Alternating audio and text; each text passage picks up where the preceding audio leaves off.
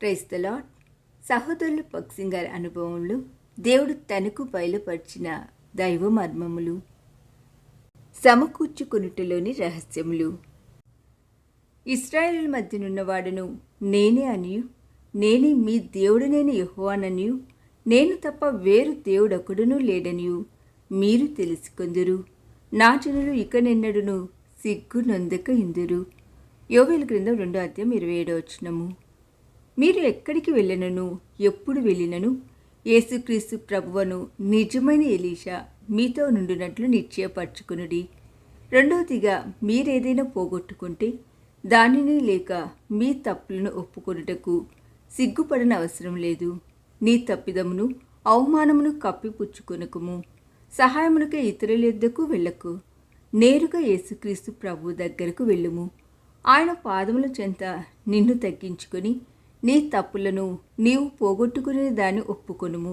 నీవు అయ్యో నా యజమానుడా, నేనేమి చేయవలెను అని ప్రార్థించవలెను. నష్టం సంభవించిన స్థలమునకు క్రీస్తు ప్రభు నిన్ను తీసుకుని వెళ్ళనిమ్ము. దేవుడు నీకెలాగున సహాయం చేయగలడు చూచుటకు ఇష్టపూర్వకముగా సిద్ధపడి ఉండుము. ఎలీషా నరికిన ఆ కొమ్మ యేసుక్రీస్తు ప్రభు యొక్క సిలువను గూర్చి మాట్లాడును. మన పాపముల నిమిత్తమే ఆయన మ్రాను మీద వేలాడి మరణించెను. అదే సిలువ ద్వారా మనము పోగొట్టుకునే దాన్ని తిరిగి సంపాదించుకొనవచ్చును. విశ్వాసము ద్వారా సిలువను మన జీవితంలో అన్వయించుకొని తద్వారా మనము పోగొట్టుకున్న ప్రతి దానిని తిరిగి పొందుటను మనము చూడగలము. ఇక్కడ ఇమిడి ఉన్న సామాన్య నియమమును గుర్తుంచుకొనుము. మొట్టమొదటిగా, నీ జీవితంలో నష్టము ఆరంభమైన స్థలమునకు వెళ్ళి ఆ స్థలమును ప్రభువునకు చూపించు.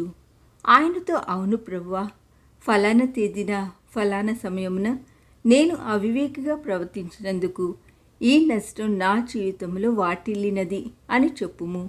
ఇట్టి ఒప్పుదలతో నీవు ప్రభువు యొద్దకు వెళ్ళినప్పుడే నీ ప్రతి నష్టమును సమకూర్చుకొనుటకు ఆయన శిలువ శక్తి ద్వారా ఆయన నీకు సహాయం చేయును.